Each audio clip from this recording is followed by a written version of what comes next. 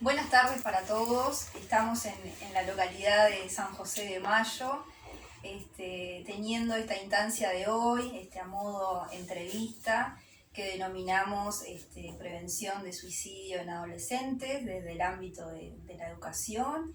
Y bueno, por mi parte, comentarles que mi nombre es Joana, que soy psicóloga clínica, que me dedico a la prevención del suicidio adolescente, a la intervención en el intento de autoeliminación y a la posterior intervención en estos duelos específicos. Y hoy estoy aquí como cofundadora de Espacio Covalente. Tengo el honor de presentarles al docente Álvaro Navarro. Él es docente egresado de IPA. Es fundador de VIDES en el año 2002 del departamento Río Negro. VIDES es una fundación que se dedica a la prevención del suicidio. Actualmente es subdirector en la UTU de San José de Mayo y además tiene docencia directa. Buenas tardes, Álvaro. Bueno, mucho gusto. Bueno, docencia de filosofía. Exacto, gracias. También algo de influencia en estas cosas, del pensamiento y la reflexión. Por supuesto, en este resonar o en el encontrar este camino entre la filosofía y la psicología. Totalmente. Así que muchas gracias. Por favor, a las órdenes.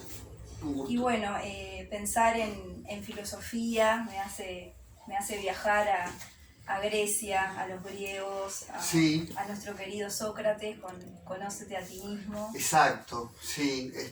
Me tirás un pie lindísimo para arrancar por ahí porque si hablamos de estos temas tan importantes que bueno, y tan preocupantes que son para nosotros en nuestro país, que estamos lamentablemente dentro de los primeros lugares en temas de suicidio. Y bueno, Sócrates acuña una expresión de Solón de Atenas que después fue escrita en el oráculo de Delfos, que es justamente el conócete a ti mismo. Y él lo acuña y hace de eso una filosofía que intenta meterse en las casas, en la gente y en la vida misma, ¿no? No ya una cuestión de filósofos de Torre de Marfil ocupados en cuestiones relacionadas con los dioses o la naturaleza, sino en la vida misma, ¿no? Y bueno, y quizá por ahí comience la difícil tarea de prevenir un poco el suicidio, quizá en conocerse a uno mismo, ¿no? Y bueno, no sé. Sócrates me lleva a Platón, Sí. entre sus textos, la alegoría de la caverna, en esto del mundo entre luces y sombras, ¿no? En ese momento, a veces crucial, y bueno, Platón a Aristóteles con todo lo que es el alma, y bueno, totalmente. La psicología del psic, justamente de los griegos, que es alma, y logía, el logos del ahí estudio. Del estudio y la investigación, bueno, armamos el estudio del alma. Totalmente. Y otra cosa que es muy interesante en Sócrates, vuelvo a Sócrates, que es como el padre tanto de Platón como de Aristóteles, el padre filosófico, ¿no? Que es lo que plantea en la apología, ¿tá? Que la apología de Sócrates, que es la primera obra de Platón, que justamente cuenta cuando condenan a muerte a Sócrates. Y en un momento Sócrates dice: una vida sin examen no merece ser vivida. Es decir, una vida sin reflexión, sin pensamiento crítico y reflexión sobre uno mismo, sobre quién soy y sobre el por qué vivo y el para qué estoy acá. Bueno, también es fundamental, me parece, para coronar ese conócete a ti mismo. Y bueno, y si esto lo relacionamos un poco con la educación, yo creo que quizá de los conocimientos más importantes que debemos desarrollar los seres humanos, que justamente empiezan la adolescencia, es el conocimiento de uno mismo. Más importante que la matemática, que la historia, que la filosofía, que la literatura, que la física, la química, es el autoconocimiento. Pero quizá la vía para conocerse a uno mismo sea esa, estudiar las diferentes asignaturas, porque bueno, porque ahí uno va descubriendo cuáles son sus talentos, sus virtudes y sus defectos, ¿no? De lo que uno carece. Por eso, bueno, me parece que el Conócete a ti mismo me encanta para esto, porque, bueno, por eso mismo, ¿no? En la reflexión, en la autorreflexión, quizás esté no sé si la solución como panacea para la prevención del suicidio, pero quizás sea un gran paso, ¿no? Y bueno, y es la tarea que tenemos que abordar todos los docentes, sea de la asignatura que sea, ¿no? Uh-huh. Bueno, quisiera compartir con todos ustedes una frase de Séneca, que no es menor, decir lo que sentimos, sentir lo que decimos, concordar las palabras con la mente. También en este trabajar el sentir, además de la razón y en esto de lo que uno va haciendo, va sintiendo, va creciendo, si nos paramos en el adolescente, en el ser adolescente, sí. En el ser adolescente y ya nos vamos introduciendo en un contexto de pandemia, como estamos actualmente, sí. desde hace un año, sí. Lo difícil de este tránsito, el rol de ustedes en este también no menor acompañamiento. Quizás sean los más, bueno, la adolescencia ya de por sí es una etapa de gran vulnerabilidad por los cambios que atraviesa el adolescente, ¿no? Pero también es una etapa de búsqueda y de encontrarse a sí mismo y de encontrarse en el otro, ¿no? Y eso hoy le está vedado a los estudiantes, ¿no? A los adolescentes. Y eso es lo terrible que está pasando, ¿no? Les está vedado el encontrarse con el otro en ese ámbito que es público, que es la educación, pero que es privado con respecto a su familia. No sé si se entiende el ejemplo, ¿no?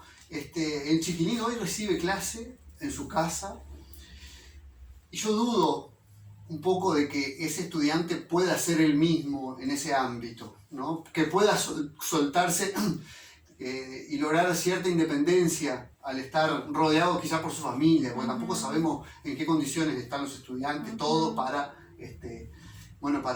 tener clase, ¿no? Para tener una buena conexión o un espacio de intimidad. Y en el espacio social del liceo, de la UTU, de lo que sea, el espacio social de la educación, el estudiante, se identifica con el otro y puede ser el mismo también. Y bueno, y eso es lo que yo creo que debe ser lo que le está afectando más a los estudiantes. Y bueno, y quizá eso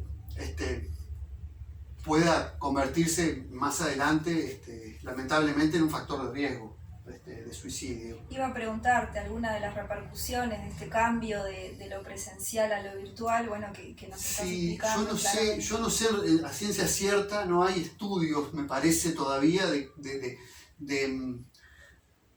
qué impacto emocional están teniendo los adolescentes, porque también es muy, muy pronto, ¿no?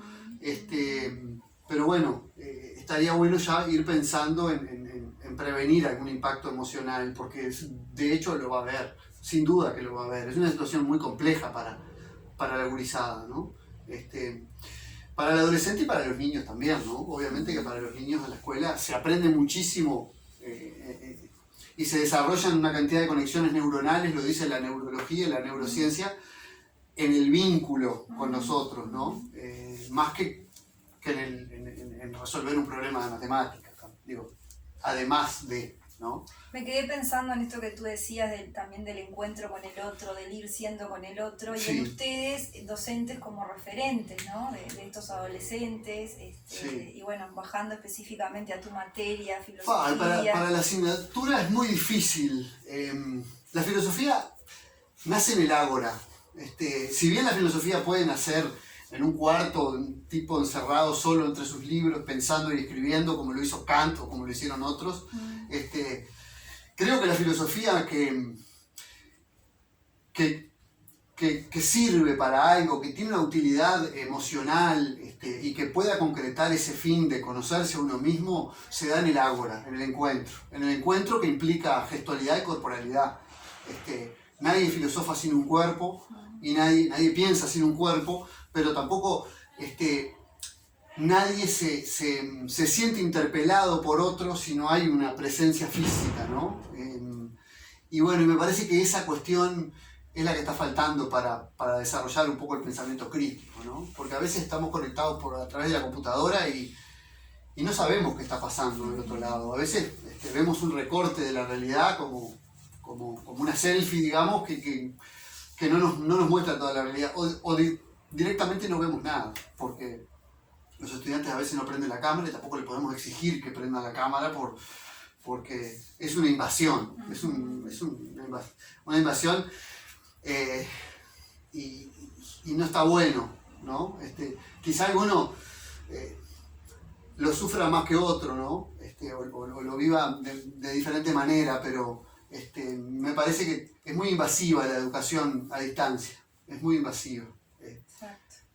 Situándonos en lo que es el suicidio adolescente, quería preguntarte si ustedes, los docentes, cuentan con herramientas para poder afrontar, si te ha sucedido casos, que bueno, hoy en la presentación no mencioné, que hace años que has sido docente tanto en Río Negro como aquí ahora en San José, Sí. por ende referente de muchos de nuestros adolescentes. Bueno, mirá, a ver, me parece que es como una percepción que tengo, porque a mí me interesa mucho el tema y bueno, y lo he hablado con colegas, y yo creo que no hay una preparación muy buena y eficiente, quiero decir, como para detectar factores de riesgo de suicidio.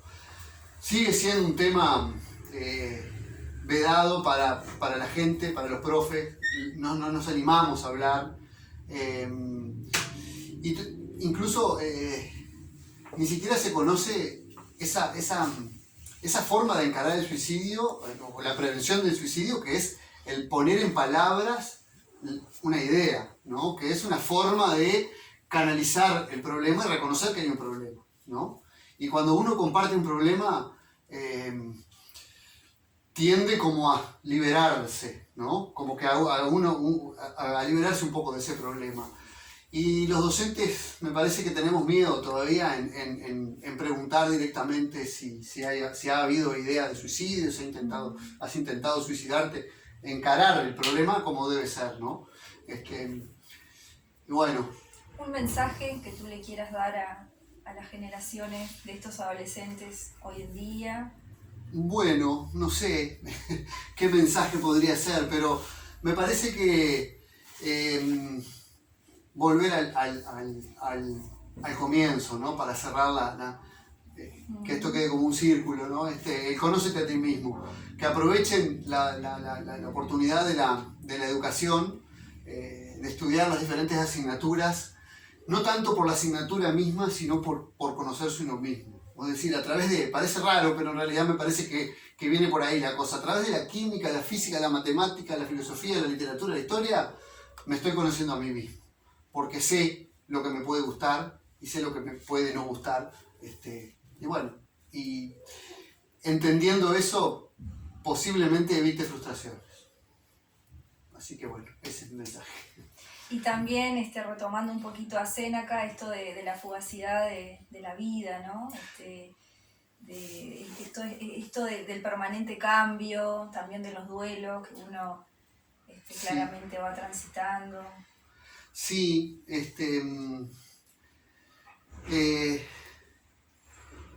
también saber enfrentar los duelos. La tristeza y la angustia son estados emocionales que también nos ayudan a conocernos. Y creo que no hay que evitarlos ni ocultarlos, sino que enfrentarlos. Saber manejar nuestra tristeza y nuestra angustia es una forma sana de transitar, sana emocionalmente de transitar la vida, ¿no?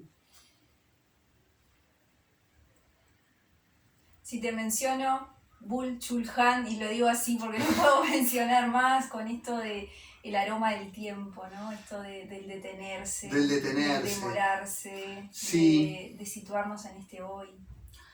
Bueno, sí, es interesante lo que plantea Byung Chul Han, porque es rescatar un poco el salirnos de la idea de tiempo como algo productivo, ¿no? Hoy en día tenemos la idea de que no debemos perder el tiempo, de que el tiempo tiene que rendirnos para esto, para lo otro, ¿no? Como en el sentido de productividad.